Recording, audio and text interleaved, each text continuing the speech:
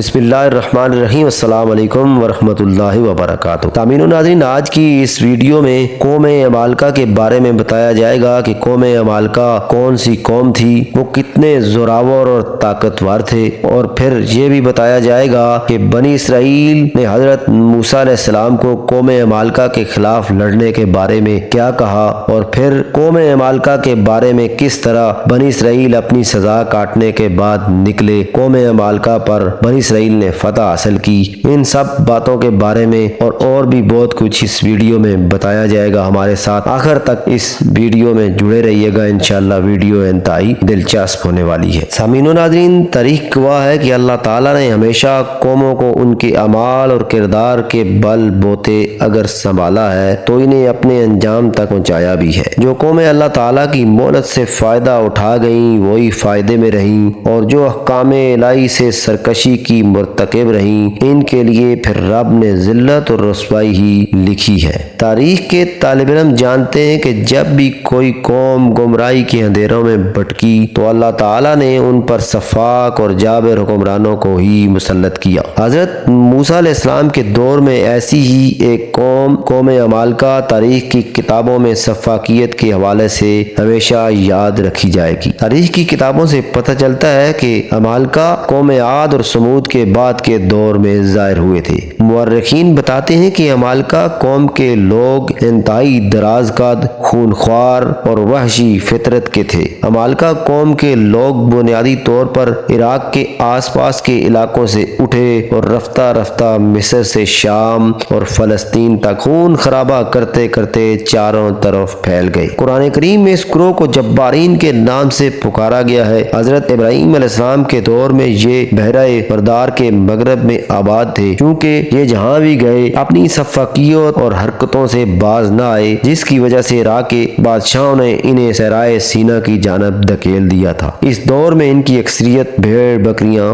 پالا کرتی تھی۔ بنی اسرائیل نے جب اپنے رب کے احکامات کو فراموش کر کے بتوں کی پوجا شروع کر کے صفاکی، سرکشی اور بدفعلی کو اپنا شعار بنایا تو اللہ تعالیٰ نے ان پر جالوت نامی ایک قوم جسے عمالقہ کہتے ہیں مسلط کر دی۔ جالوت جو عملیق بن عاد کی اولاد میں سے تھا، ایک سفاک اور جابر بادشاہ کی شہرت رکھتا تھا۔ عملیق بنیادی طور پر انفر کا بیٹا، ایس کا پوتا اور حضرت اسحاق علیہ السلام کا پڑ پوتا تھا، اور کون نہیں جانتا کہ حضرت اسحاق حضرت ابراہیم علیہ السلام کے بیٹے تھے۔ عمالقہ اور دیگر اولاد ابراہیم کنعان میں شاذوری کی شہرت بھی رکھتے تھے۔ یہی نہیں بلکہ عمالقہ نسل فطرتاً خونخواری اور جنگجو خصلتوں کی حامل تھی۔ جالوت جو کہ عمالقہ کا بادشاہ تھا، کہتے ہیں 15 فٹ طویل قداور، اس شخص کا سایہ 1 میل لمبا تھا۔ یہ بھی کہا جاتا ہے کہ قوم بربر کا تعلق بھی عمالقہ قوم سے ملتا ہے۔ ایک روایت کے مطابق اس کی فوج 3 لاکھ گھوڑ سواروں پر مشتمل تھی۔ عمالقہ نے اس دور میں فلسطین اور شام پر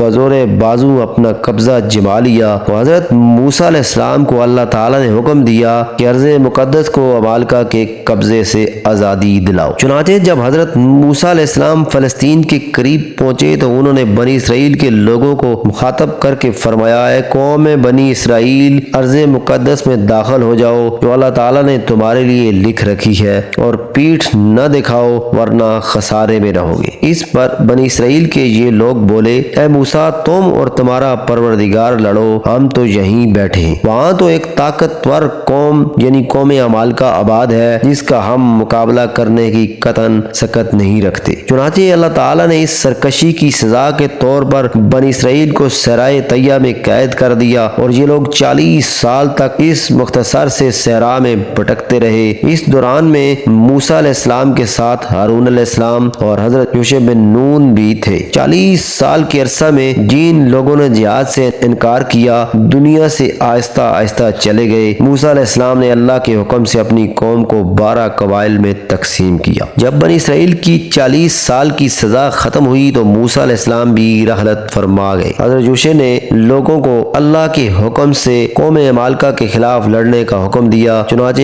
بنی اسرائیل کی نئی نسل ماضی میں اپنے بزرگوں کی جہاد سے چشم پوشی کی غلطیوں سے آگاہ تھی، اس لیے انہوں نے حضرت یوشع کی آواز پر لبیک کہتے ہوئے جہاد میں بڑھ چڑھ کر حصہ لیا۔ چنانچہ 12 قبائل پر مشتمل جہاد کے جذبے سے سرشار بنی اسرائیل کے 6 لاکھ افراد نے حضرت یوشع کی سپہ سالاری میں اریحا کے مقام پر پڑاؤ ڈالا اور بنی اسرائیل کا یہ محاصرہ 6 ماہ تک جاری رہا۔ بالآخر ایک دن بنی اسرائیل کے جانثار عمالقہ کے قلعے کی دیوار کو گرا کر شہر کے اندر داخل ہو گئے اور اریحا شہر میں اپنا پرچم لہرانے میں کامیاب ہوئے۔ اس کے بعد کنعان کے شہر فتح کرتے ہوئے آخر میں ارض فلسطین اور شام کا پورا علاقہ فتح کر لیا۔ یوں رب نے اس روئے زمین پر ایک جابر اور شفاق قوم کو اپنے انجام تک پہنچایا۔ سامعین و ناظرین، یہ تھی آج کی ویڈیو جس میں قوم عمالقہ کا ذکر کیا اور پھر ان کو کس طرح بنی اسرائیل نے ٹھکانے لگایا اس بارے میں بتایا گیا۔ اگر یہ ویڈیو پسند آئی ہے تو لائک کر دیجئے گا۔ حاضر ہوتے ہیں نئی ویڈیو کے ساتھ، اپنا خیال رکھیے گا۔ اللہ حافظ۔